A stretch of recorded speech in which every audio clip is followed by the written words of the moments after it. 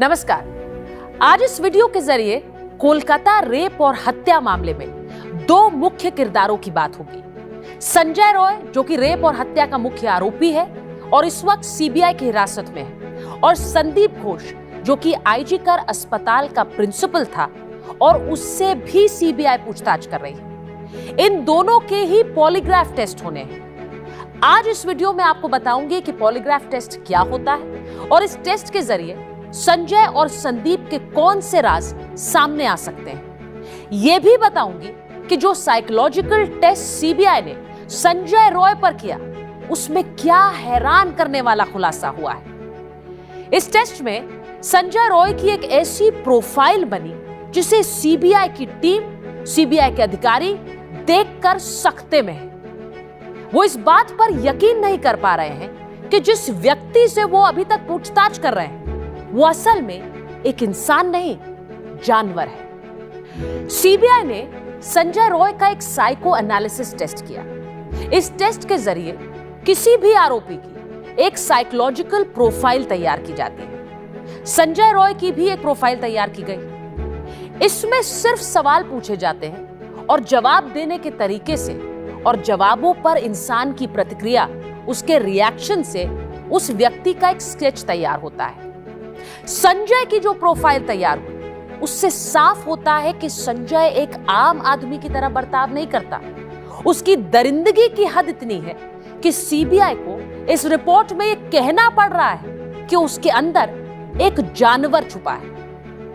आमतौर पर आप फिल्मों में ऐसे डायलॉग सुनते होंगे कि एक वहशी दरिंदा है, इंसान नहीं जानवर है। असल में असल जिंदगी में ऐसे लोग संजय रॉय जैसे ही होते हैं, जिनका किसी भी तरह की दरिंदगी करते हुए ना हाथ कांपता है और ना उन्हें कोई अफसोस होता है। संजय के साइकोलॉजिकल टेस्ट में यह साफ हो गया कि रेप और हत्या की बात करते हुए उसके माथे पर शिकन नहीं थी। उसे कोई अफसोस नहीं था, कोई मलाल नहीं था।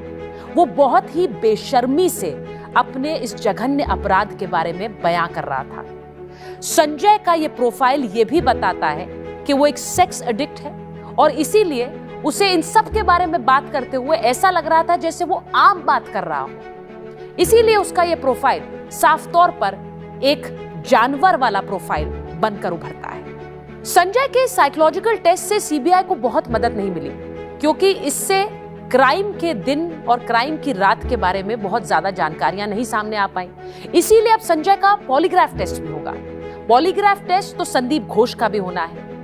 उससे क्या जानकारियां मिल पाएंगी वो आपको बताऊं, उससे पहले बताती हूं कि पॉलीग्राफ टेस्ट होता क्या है। किसी भी व्यक्ति को एक मशीन से जोड़ा जाता है। उसकी टेस्टिंग के दौरान उससे सवाल पूछे जाते हैं। अब जो मशीन शारीरिक प्रतिक्रियाओं को मापती है, वो हार्ट रेट, ब्लड प्रेशर को मापती है। मशीन से सांस लेने की दर भी मापी जाती है।